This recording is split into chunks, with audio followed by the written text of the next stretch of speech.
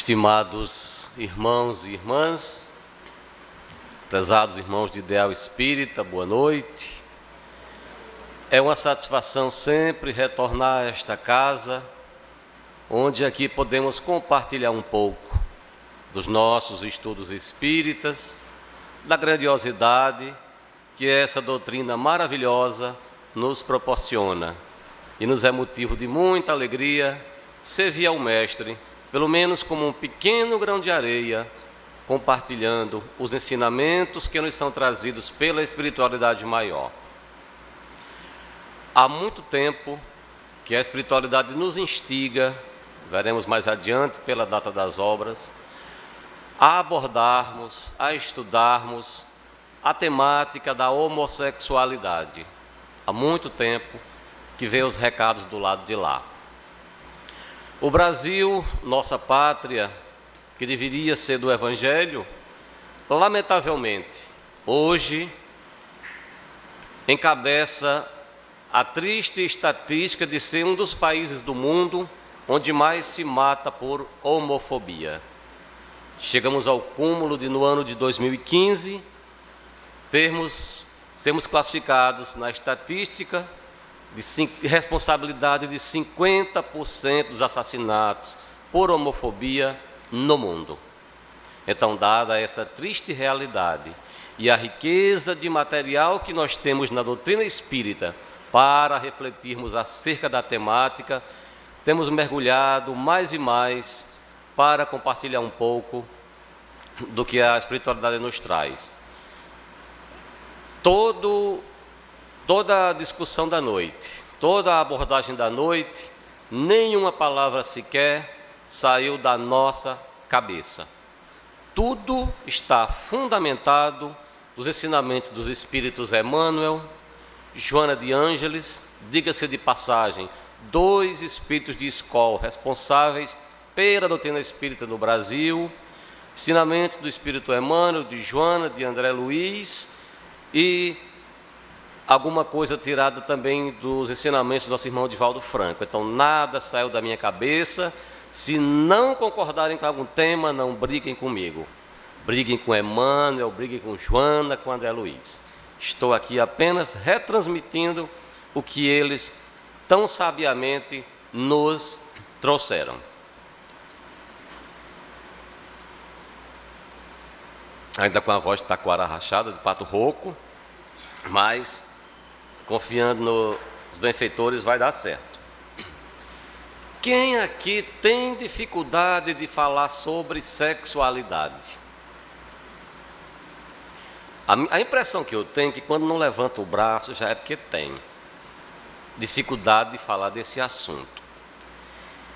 E certamente, basicamente, todos nós temos dificuldade de falar no assunto sexualidade, porque foi nos incutido lá atrás, na era medieval, etc., pela religião dominante, que sexo, sexualidade eram assuntos imundos, impuros, coisas que não se devia nem pensar em falar, quanto mais falar. Então, a gente vem trazendo de existência a existência essa dificuldade de falar sobre sexualidade. Mas eu quero crer que com as abordagens iniciais da noite de hoje, o mergulho que os irmãos e irmãs são convidados a fazer doravante na literatura espírita, eu quero acreditar que a gente vai começar a diminuir essa dificuldade em falar sobre sexualidade. O Espírito Joana de Ângeles, lá na obra O Ser Consciente, no item compensação, vem nos dizer que o excesso de pudor, a exigência de pureza, provavelmente são compensações por exorbitantes desejos sexuais reprimidos e desejos de gozos promíscuos vigentes no ser profundo. Então, quando a gente tem essa dificuldade, já que vem de existência em existência, Joana vem nos trazer mais essa assertiva, aí dá aquela sacudida inicial. Muitas vezes, quem de nós não teve aquele excesso de pudor ou exigência de pureza, muitas vezes dos outros? A nossa não, né? Mas exigir pureza dos outros, às vezes a gente é bem expert. Então Joana vem dizer que isso provavelmente são compensações por exorbitantes desejos sexuais reprimidos, que a gente está reprimido de longe, vigentes no ser profundo. Então Joana já começa nos alertando isso aí, né? Para a gente começar a trabalhar esse excesso de pudor e a exigência de pureza dos outros. Quem aqui trouxe a sexualidade para esta casa na noite de hoje? Quem trouxe? Todos nós. E o Espírito Emmanuel vai nos trazer de forma magistral essa questão da energia sexual. Lá na obra Vida e Sexo, no capítulo que fala de carga erótica. Emmanuel vem nos dizer que a energia sexual, como resultado da lei de atração na perpetuidade do universo, é inerente à própria vida, gerando cargas magnéticas em todos os seres, à face das potencialidades criativas de que se reveste. Então vejamos, meus irmãos, que grandiosidade que o benfeitor nos traz acerca da energia sexual, resultado da lei da atração que se perpetua no universo.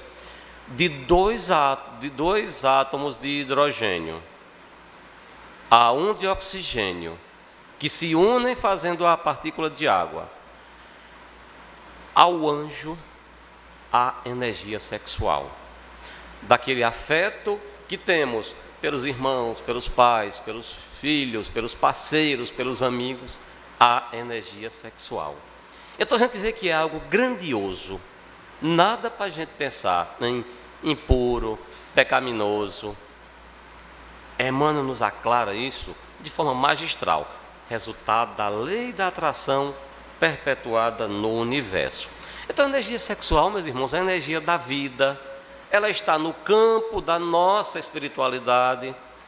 Todos nós somos seres sexuais, é a energia que todos temos e que é um potencial criador e independe dos nossos órgãos sexuais. No ser humano reencarnado, uma das formas de manifestação da energia sexual é através da cópula, do ato sexual. Uma das. Mas tudo que envolve a nossa vida é energia sexual, porque é energia da vida. Aí a gente ficava pensando, puxa, mas a gente não vê tanta gente com sexo em desalinho? Sexo não é um arrastamento para os nossos desacertos? Vejamos o que nos diz Emmanuel, lá no mesmo livro, Vida e Sexo. Diante do sexo, não nos achamos de nenhum modo à frente de um despenhadeiro para as trevas, mas perante a fonte viva de energias. Emmanuel sabe muito mais do que nós, meus irmãos. São anos e anos já com uma elevação maior do que a nossa. Então, diante do sexo, nenhum despenhadeiro. Fonte viva de energias.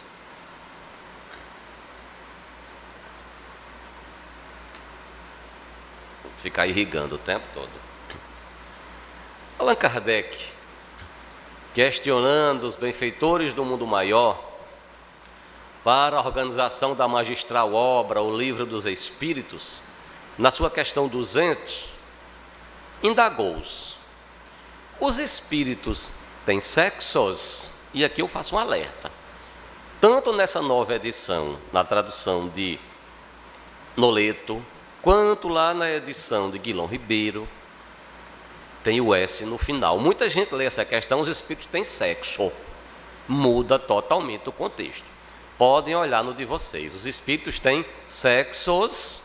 Lá no de Guilom está só o inverso. Tem sexos os espíritos. E aí a resposta é oportuna. Não como entendeis. Porque os sexos dependem da organização biológica, nosso corpo. Há entre eles amor e simpatia, mas baseados na afinidade de sentimentos. Então perpassa essa nossa simples questão biológica, macho ou fêmea. E aí Kardec continua na temática e pergunta aos benfeitores se o espírito que animou o corpo de um homem, numa nova existência, pode reencarnar num corpo feminil. Os benfeitores dizem que sim, são os mesmos que animam homens e mulheres. E aí Kardec pergunta mais ainda, mas espera aí, quando ele está no mundo espiritual, quando for reencarnar, ele prefere reencarnar como macho, ou como homem ou como mulher? E os benfeitores dizem, isso pouco importa, vai depender das provas a que haja que passar. Então vejamos de novo a amplitude de sexo para os espíritos. A sexualidade humana, meus irmãos, ela é muito plural. E é aqui que começa, pelo desconhecimento, muitos dos nossos preconceitos terrenos. Então é preciso saber distinguir. E aqui vamos tecnicamente trazer a abordagem para que não nos reste nenhuma dúvida acerca dessa pluralidade da sexualidade humana. Nós temos sexo biológico, identidade sexual, orientação do desejo e papéis sexuais. Vamos esmiuçar um a um. O sexo biológico é esse nosso sexo de nascimento. Nasce-se masculino, feminino ou hermafrodita, com os dois sexos, as duas genitálias. Definimos sexo biológico. A identidade sexual é o que o indivíduo pensa e sente que é. Aquele homem se olha no espelho, se vê homem, se sente homem.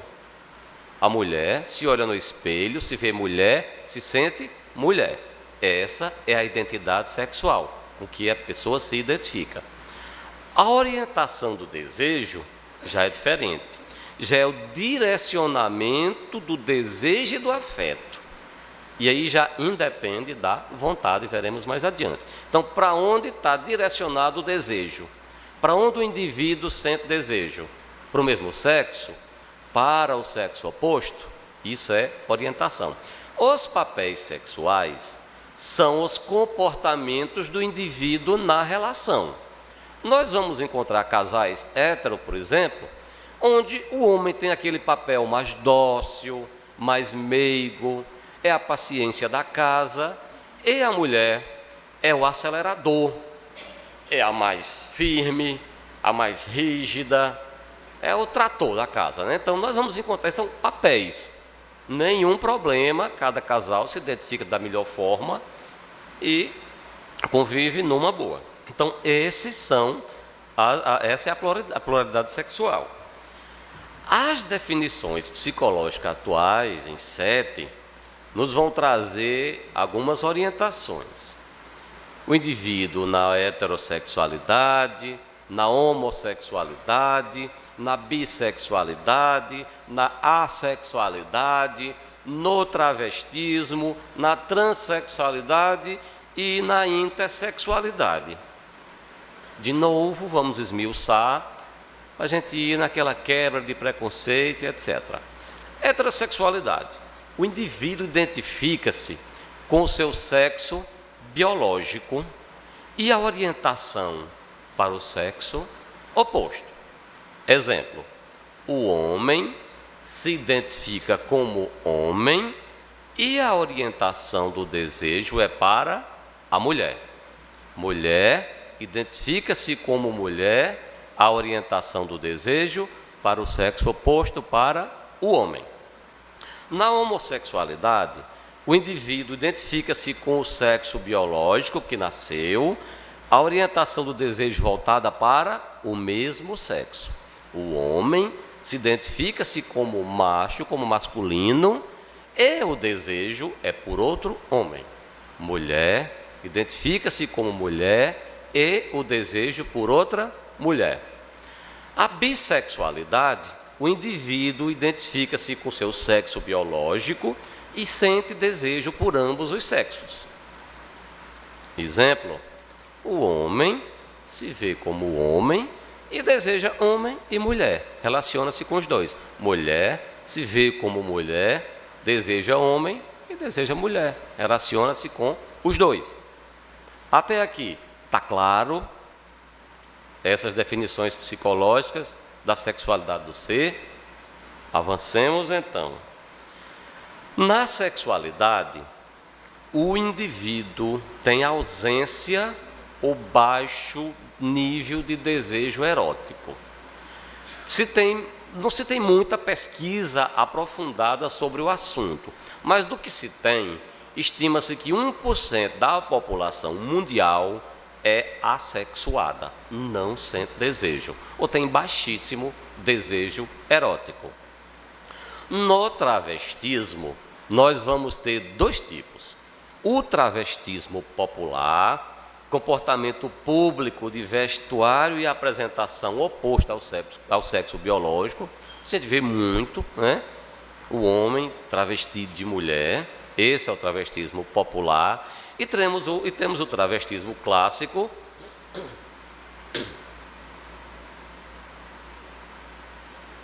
classificado pela psiquiatria como travestismo fetichista. Exemplo, há casais que sentem o prazer, casais heterossexuais, que sentem o prazer dos seus fetiches para as suas relações íntimas, ele se vestir de mulher e ela se travestir de homem. E aí, depois da sua intimidade, seus papéis normais, ele homem, ela mulher. Esse é o travestismo clássico. Na transexualidade, o indivíduo não identifica-se com o sexo que nasceu. Conforme a gente consegue captar na psicologia, vive grande insatisfação. O indivíduo se olha no espelho, nasceu no corpo biológico masculino, não se sente homem nem um minuto, a psique é totalmente feminina, olha para a sua genitália e tem vontade de arrancar. A mulher se olha no espelho com a psique masculina, olha para os seus seios, olha para a sua vagina e os detesta. E aí a gente tem aqueles inúmeros casos que às vezes as reportagens sensacionalistas levam à baila. Esse é o transexual. Os intersexos são hermafroditas e pseudo-hermafroditas, os indivíduos que nasceram com os dois sexos. Há casos, já se tem muito registro, onde após uma série de exames identifica-se que apesar da dupla genitália é possível corrigir através de cirurgia de acordo com toda a sua carga hormonal e etc, etc. É um detalhamento médico que não nos compete chegar a passar por ele agora, porque também não é do nosso conhecimento aprofundado, né? A nossa área é outra. Então, passamos pelas definições psicológicas atuais para dar uma introdução no assunto X da noite que nos propusemos. E aí está homossexualismo, homossexualidade. Um com o carimbo de excluído, outro com a marcação de que é esse aí. Por quê? Usa-se ainda na atualidade, equivocadamente, o termo homossexualismo.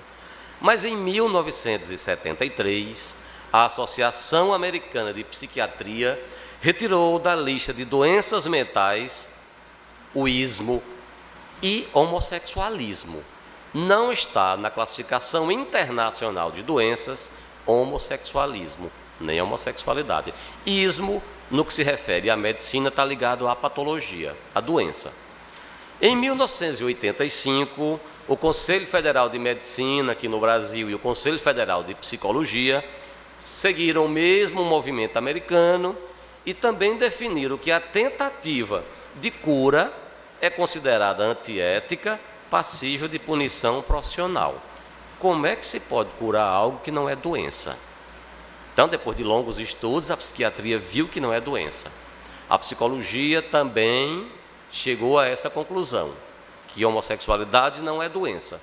Então, não se pode curar o que não é doença. E daí, uma psicóloga sensacionalista ligada a uma dessas igrejas evangélicas, junto com um grupo aí da tal da cura gay, acabou tendo a sua cassação profissional em virtude disso. Está fora do que preconiza o Conselho Federal de Psicologia. É antiético, é passível de punição, e ela foi punida por isso. E em 1990, a Organização Mundial de Saúde seguiu o mesmo procedimento dos americanos. Para a OMS, não é doença também. Então, homossexualidade, de hoje em diante, nunca mais chamemos, que alguém chamava ismo, é homossexualidade, é o termo correto e usual de acordo com o pensamento político, psiquiátrico e psicológico. E aí a gente traz essa figura representativa, o corpo masculino e o liga-desliga, gay, né? Homo, não homo, é orientação, é opção. Meus irmãos, quando se usa equivocadamente o termo opção, está se induzindo a ideia que é algo que basta você desligar a chave e de hoje em diante o homossexual não é mais homossexual. E a gente acabou de ver que não é doença e nem é opção. Então o termo mais adequado é orientação, para onde se orienta o desejo do indivíduo. Então o termo adequado é orientação. Até porque você acredita que ninguém vai optar, por exemplo, em nascer na condição de homossexual para viver apedrejado, escorraçado, e etc, etc, etc. Né? Os preconceitos que se vê no dia a dia. Então, orientação é o termo adequado. Chegando agora com os ensinamentos espíritas, olha o ano que veio, que a gente tem registro das primeiras informações, né? Que foi André Luiz, o primeiro que ofereceu esclarecimentos. Lá no livro Ação e Reação, no capítulo 15, anotações oportunas.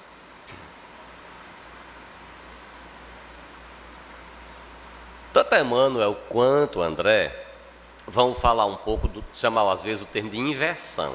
E aí muita gente incorre no equívoco de achar que a pessoa é homossexual é invertido. Na verdade, a inversão é um termo freudiano de 1905, anterior às obras, né? E significa que o indivíduo está com a psique no organismo diferente do que se identifica. Aquilo que a gente falou. Você tem um corpo masculino com a psique feminina, um corpo feminino com a psique masculina. Então essa é a inversão que os dois benfeitores tratam. E Silas, em diálogo com André Luiz, pergunta: e os problemas inquietantes da inversão? Silas deu-se pressa em aclarar. Vou trazer apenas 2 dos exemplos das causas, na visão espírita, da homossexualidade, mas há um leque mais amplo que não vamos adentrar, senão seria noite afora, né? Quando o homem tiraniza a mulher, furtando-lhe os direitos e cometendo abusos, é conduzido pelos agentes da lei divina a renascimento doloroso em corpo feminino, para que, no extremo desconforto íntimo, aprenda a venerar na mulher sua mãe e companheira, filha e mãe, diante de Deus, ocorrendo idêntica situação à mulher criminosa que, depois de arrastar o homem à devassidão e à delinquência, requisitando quase sempre a internação em corpo masculino. Nessa primeira explicação, o benfeitor Silas nos mostra o abuso. O homem que abusou, a mulher que abusou, volta, eu posso usar invertido em relação à psique, ou num corpo diferente da sua psicologia, né, da sua orientação, para sentir desconforto, vai sentir desconforto, né? Para que aprenda a venerar a mulher, para que aprenda a usar a sexualidade da forma não promíscua, da forma mais adequada. Então, essa é uma das formas que o benfeitor nos apresenta. Mas há uma outra, surpreendente para muita gente. Nessa definição, porém, não incluímos os grandes corações e os belos caracteres que em muitas circunstâncias reencarnam em corpos que lhes não correspondem aos mais recônditos sentimentos, posição solicitada por eles próprios, no intuito de operarem com mais segurança e valor, não só o acrisolamento moral de si mesmos, como também a execução de tarefas especializadas, através de estágios perigosos de solidão, em favor do campo social terrestre, que se lhes vale da renúncia construtiva para acelerar o passo no entendimento da vida e no progresso espiritual. O Espírito Emmanuel, também em Vida e Sexo, vai comentar algo parecido. Então, olha aí, dois benfeitores diferentes, trazendo definições parecidas.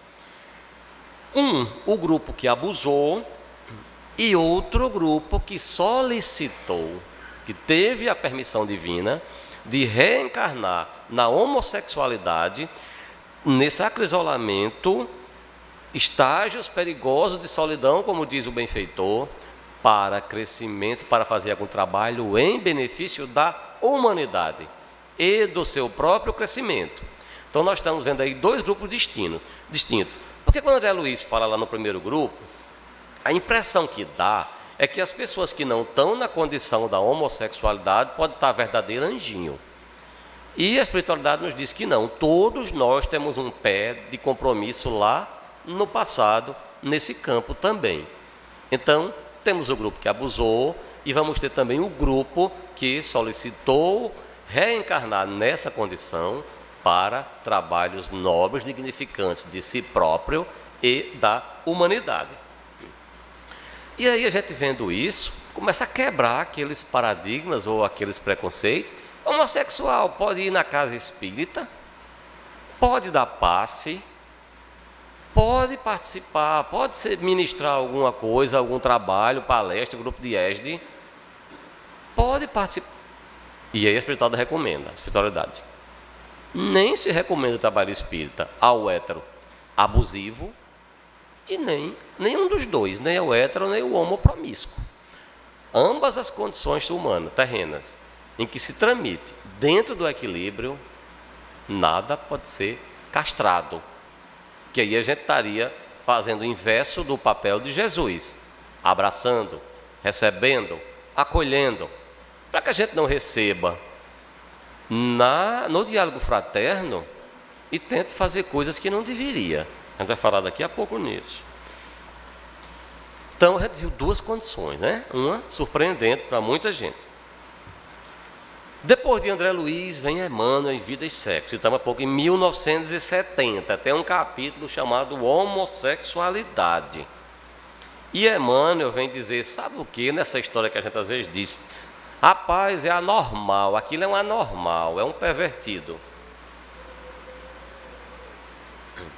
Emmanuel vem nos dizer que a coletividade humana aprenderá gradativamente a compreender que os conceitos de normalidade deixam a desejar quando se trata simplesmente de sinais morfológicos, desses sinais físicos que todos nós temos, para se erguerem como agentes mais elevados de definição da dignidade humana. Então a gente tem que ter muito cuidado com o que a gente diz que é normal ou anormal. O normal para um pode ser anormal para outro. O que é normal numa cultura pode ser anormal em outra. E quando se trata de sinais morfológicos, então, Emmanuel diz, cuidado. Gradativamente a gente vai aprender a compreender o que é normal e o que é anormal. Então estará no capítulo Homossexualidade do livro Vida e Sexo. Obra magistral que precisa ser estudada detidamente por todo estudioso do Espiritismo.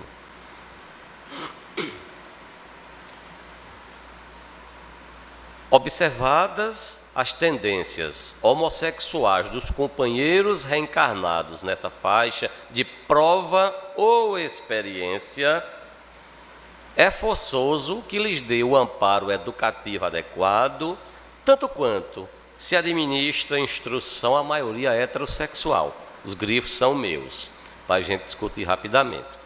Vejam que Emmanuel não coloca a condição da homossexualidade como expiação. Coloca como prova ou experiência. Para a gente separar o que é prova e o que é expiação, Joana, lá no seu livro Plenitude, nos dá um exemplo bem didático, bem prático das duas coisas. Prova é aquela experiência onde a gente entra e sai bem ou sai mal. A prova. Tipo, alguém rogou a espiritualidade reencarnar com certas oportunidades de ser, por exemplo, um empresário, empregar muita gente para fazer o trabalho pelos irmãos. E aí, quando a gente reencarna encarcerado pelo corpo físico, esquece essas promessas, esses compromissos, e vai que aquele patrão que pediu tanto para ser patrão e ser um bom patrão, acaba sendo um escravista, submetido à prova, reprovado. Então isso é uma prova.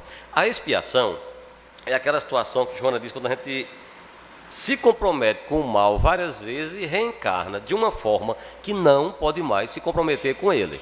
O exemplo mais clássico que rola entre as casas espíritas, que circula nas casas espíritas, é aquele da senhora de Pernambuco, que tinha um filho já sem braço, cego, surdo, e tinha apenas uns cotocos de perna, e nasceu feridas, iam ter que amputar, e ela foi desesperada para Chico, e Emmanuel esclareceu através de Chico que ele tinha sido suicida em várias existências, e aí precisava de ter extirpado aqueles 2 órgãos para evitar o suicídio, que ele já estava pensando em se arrastar e se jogar edifício abaixo. Então, essa é a expiação. O indivíduo é impedido de cair de novo no mesmo erro que já vem repetindo. E então a gente está vendo aí que Emmanuel coloca a homossexualidade como prova ou experiência, não como expiação, não como castigo. E é forçoso que se dê o amparo educativo adequado, tal qual se dá à maioria heterossexual. E daqui a pouco Joana fala nesse cuidado dos pais com os filhos. E para que isso se verifique em linhas de justiça e compreensão, caminha o mundo de hoje para mais alto entendimento dos problemas de amor e do sexo, porquanto à frente da vida eterna, os erros e acertos dos irmãos de qualquer procedência nos domínios do amor e do sexo são analisados pelos mesmos elevados gabaritos de justiça e misericórdia. Então o Espírito Emmanuel mais uma vez vem nos mostrar que erros e acertos de qualquer um de nós que transitamos por este planeta de provas e expiações serão analisados com o mesmo elevado gabarito da justiça divina. Elevado gabarito. Deus não pune. Elevado gabarito.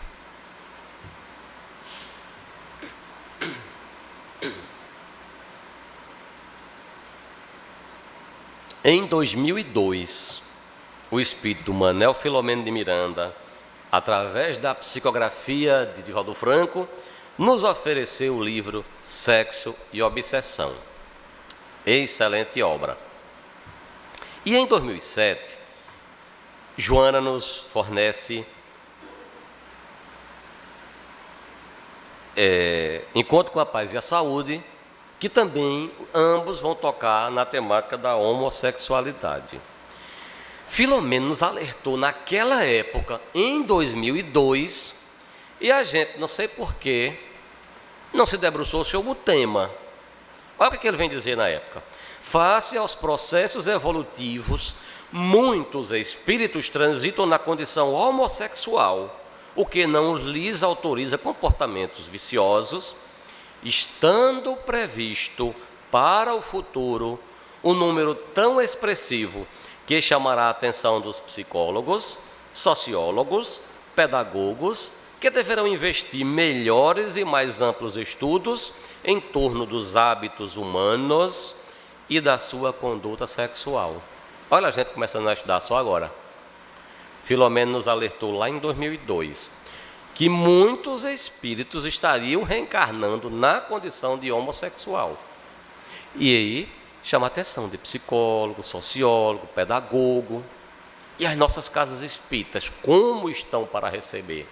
Como está o nosso diálogo fraterno com o ser humano que chega na condição da homossexualidade? Se tiver a causa da egodistonia, que aí sim é um transtorno que requer apoio psicológico, que é quando o indivíduo é homossexual e não se aceita, não consegue. Aí sim requer o amparo. Então, Filomeno nos alertou em 2002, a gente está em 2016. Não me recordo da gente ter estudado essa temática nas nossas casas espíritas, não me recordo. Eu também só estou de 2000 para cá, né? Sou, entre aspas, novinho no espiritismo. Aí Joana vem dizer... Oi? Houve alguma coisa aqui? Oi?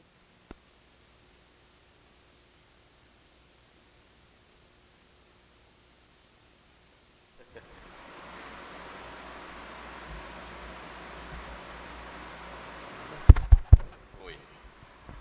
Oxê. E aí Joana, lá no seu livro Encontro com a Paz e a Saúde, vem nos dizer que os atavismos, ela vem nos alertar, na verdade, né, que os atavismos religiosos ultramontanos encontraram uma forma de manter a castração sexual, determinando que somente poderia ser usado o sexo para a finalidade procriativa. Esse atavismo religioso ultramontano a que Joana se refere era uma prática da Igreja Católica lá de 1900 e me esqueci, que encontrou na castração sexual a forma de dizer que não só pode para a procriação. Com essa visão, meus amigos, ninguém podia beijar na boca, ninguém podia andar de mãos dadas, nada, porque os órgãos, mãos não foi feito para andar de mão dada, boca não foi feito para beijar. Então essa aqui, como Joana mostra, era o atavismo religioso ultramontano, o costume deles. Era a religião, que até hoje ainda tenta castrar um pouco, não permitindo, não recomendando o uso da camisinha. E o HIV seguindo aí, né? Doido para fazer novas vítimas. Então, Joana nos alerta, gente, isso era no passado. O fenômeno sexual não tem lugar no aparelho genésico em si mesmo, mas no diencéfalo, onde se expressam os variados estados de excitação. Olha aí a espiritualidade nos aclarando, né? Tirando um paradigma e mostrando aquilo que eu falei lá no início. No corpo humano, uma das formas de expressão é através do aparelho genésico. De expressão, ok? Não tem lugar no aparelho conforme Joana nos assevera, mas no diencéfalo. E aí ela vem dizer mais. Também para quebrar os nossos paradigmas e nossos preconceitos. O fato de alguém amar outrem do mesmo sexo não significa distúrbio ou desequilíbrio da personalidade, mas uma opção que merece respeito, podendo também ser considerada como certa predisposição fisiológica. Joana mata nessa hora o preconceito. Pode ser certa predisposição fisiológica. Há um biólogo alemão, se não me falha a memória, que também nos seus estudos vem trazer conceito semelhante ao de Joana. Pode-se considerar, diz ela, como uma necessidade sexual diferente, com objetivos experimentais no processo de evolução. O amor, no entanto, será sempre o definidor de rumos em favor do ser humano em toda e qualquer situação em que o mesmo se encontre. Então eu grifei aí distúrbio ou desequilíbrio. A gente já viu pela ciência, nem é distúrbio, nem é desequilíbrio. Joana vem dizer que amar outro do mesmo sexo não é distúrbio, não é desequilíbrio. Uma opção que merece respeito, podendo também ser uma necessidade sexual da evolução, conforme falamos lá atrás, né? E o amor será sempre o definidor de rumos. Em 2013, a Livraria Espírita Alvorada, Leal, a editora lá do Divaldo Franco, lançou essa magistral obra também, Sexo e Consciência, 600 e poucas páginas. É uma transcrição de palestras de Divaldo, feitas entre 1980 e 2013. Nós vamos encontrar conceitos dos mais antigos, 1980, mas também já vai ter coisa mais avançada, onde lá no início você pode ter uma coisa que já não bate com a atualidade científica, mas foi da época de 80. Mas a obra, no seu bojo como um todo, é excelente e altamente recomendável para estudo. Muito ampla.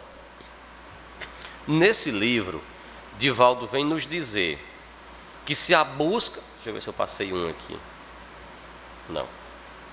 Se a busca da afetividade for a motivação para esse vínculo, as divinas leis não irão considerar essa opção como uma infração aos seus princípios. Eu passei um slide aqui, não sei onde. Não sei não. Então, Divaldo está aí reafirmando o que Joana disse. Se a busca for a motivação para esse vínculo, indivíduos do mesmo sexo, as divinas leis não irão considerar essa opção como uma infração aos seus princípios. E aí a figura, 2 rapazes com um filho e 2... O slide 27 não apareceu. O que é que tem ele aqui? É esse que está me encabulando. Não sei porquê. Deixa eu dar um ESC, que ele faz parte da palestra. Está aqui. Estou dizendo que estava faltando alguma coisa?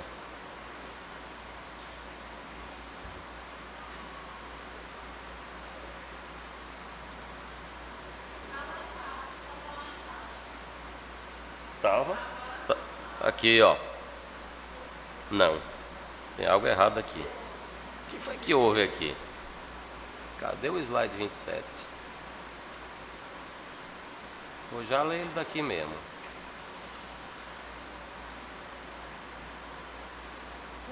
Está tudo alterado. Pronto, mas tudo bem, eu vou ler por aqui sem fazer a exibição. Quando o indivíduo reencarna com a forma biológica, com um psiquismo diferente dela, encontra-se em processo de readaptação, conforme já falamos. Pelo fato de necessitar de adquirir experiências da polaridade na qual nasceu, ele deve respeitar o corpo biológico e o veículo de sua evolução naquele instante. E Divaldo está dizendo aqui é que o ser humano, com a polaridade homossexual, deve respeitar o seu corpo biológico. E aí muita gente incorre no erro de achar que o homossexual não respeita o corpo biológico quando se relaciona-se com outro homem e a mulher com outra mulher. Porque criou-se o estigma que o homossexual quer ser mulher, o que não corresponde com a realidade, e que a mulher quer ser um macho. Então são 2 estigmas criados que a gente, de hoje em diante, começar a quebrar, cortar esse preconceito. O homossexual respeita seu corpo na polaridade que nasceu, que ele relaciona-se com um da mesma polaridade. Era esse o slide. E agora sim, vamos comentar rapidamente, que a hora avança, a questão da busca da afetividade. Agora foi. Danos. Foi agora, o cabo? Vamos lá. Acho que foi o cabo. Tá teimando. Bom, por que essa figura? A gente às vezes cria o preconceito. Como será a adoção por uma criança? Não vou adentrar o tema, que é para outro diálogo. Do mesmo sexo. A psicologia já tem resultados, já tem estudos, e não é diferente do filho do casal hétero.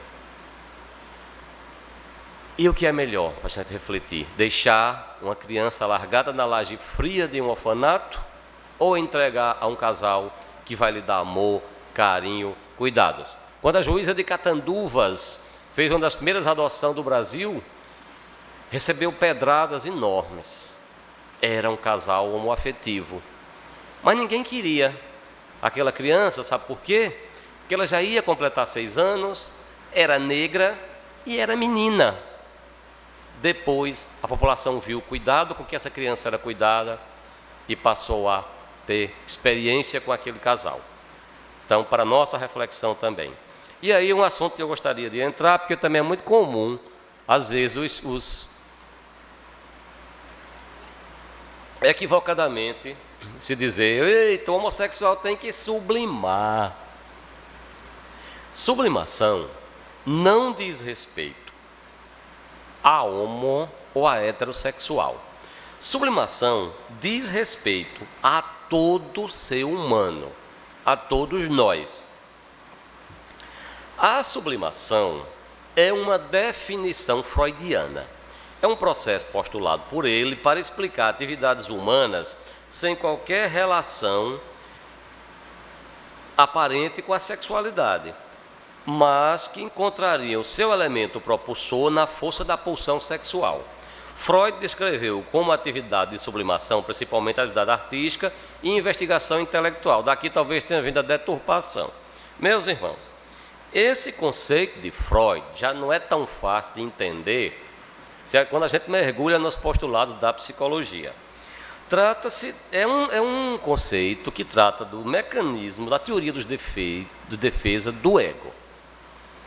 Ou seja, aquele movimento que o ego faz para se afastar de não se deparar com a realidade que ele tem.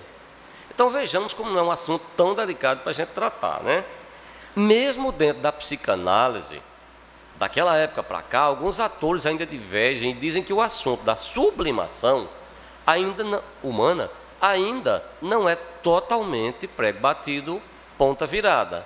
Então daí a gente já também não pode chegar na casa espírita e chegar para o homossexual. Você tem que sublimar, nem ao homo nem ao hétero. Eu digo já por quê. Imaginem alguém chegar no diálogo fraterno com algum trauma, algum tormento na área da homossexualidade, e você dizer, você vai tocar piano, você vai pintar quadro, vai fazer uma investigação intelectual. Ou um hétero com compulsão sexual, e a gente dizer a mesma coisa, você agora vai tocar piano, vai pintar quadro, vai fazer uma investigação científica, intelectual. A criatura talvez não tenha nem o superior completo ainda, para fazer uma investigação científica intelectual. Ou a pessoa não tem condições de, num segundo, desligar a chave da compulsão e já ir querer fazer esse trabalho de pintura, querer fazer algum outro trabalho artístico.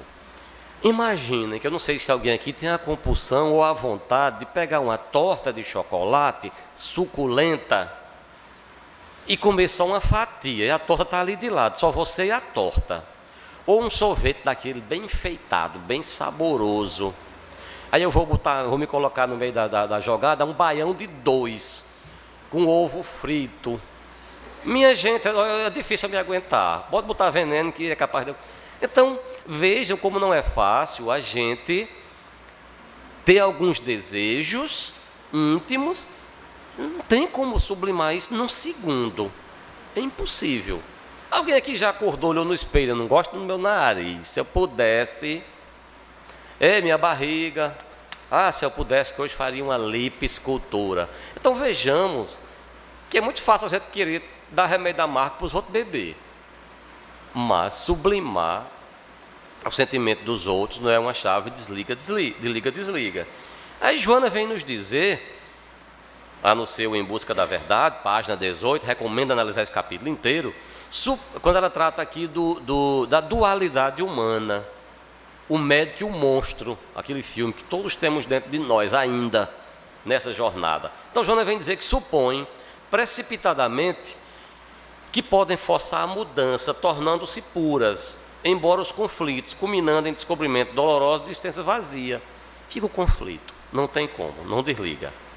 E Edivaldo, lá em Sexo e Consciência, vem dizer que a nossa tarefa evolutiva também é aprimorar os recursos espirituais de que somos portadores. Na verdade, também não, para atingir estado de sublimação sexual também. Quando a gente sublima as outras coisas, sublima o sexo.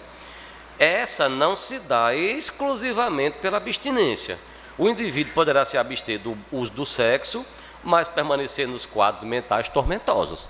A pessoa pode ficar se segurando, não vou fazer sexo, não posso, não devo, não posso. Faz um transtorno, de repente rompe de rua fora e causa um crime de estupro, coisa parecida. Então, não é pela abstenção. Porque você pode se abster e os quadros mentais continuarem tormentosos, né? Onde chegaremos nessa encarnação vai depender da alma, do íntimo de cada um. Não tem como a gente traçar roteiro evolutivo para os outros. Aquela história, não se consegue dar um passo maior do que a perna, pode escorregar. Então a gente vai se observando conforme o Evangelho de Jesus, né? Aquela condição toda. Vigiai a si, não aos outros. Conhece-te a ti mesmo, mergulhando, conhecendo nossas imperfeições e trabalhando uma arestazinha aqui, outra ali. Somos espíritos milenares de reencarnação e reencarnação, né? E o nosso Emmanuel vem dizer que instruções religiosas exteriores não alteram os impulsos do coração. Não é o aprisionamento religioso, você vai ter que ser padre, vai se enfiar numa igreja evangélica para curar tudo isso. Não, tem que... Não, Emmanuel vem dizer que não. Instruções religiosas não alteram os impulsos do coração. Somos nós mesmos, espíritos endividados ante as leis do universo, que nos enlaçamos uns com os outros, encarnados e desencarnados, aperfeiçoando gradativamente as qualidades próprias e aprendendo, à custa de trabalho e tempo, como alcançar a sublimidade que demandamos em marcha laboriosa para a conquista de valores eternos. A sublimação, minha gente, é ampla. Cada homem, cada mulher que ainda não se angelizou, acho que nenhum de nós ainda, ou que não se encontra em processo de bloqueio de atividades criativas no corpo ou na alma, traz evidentemente,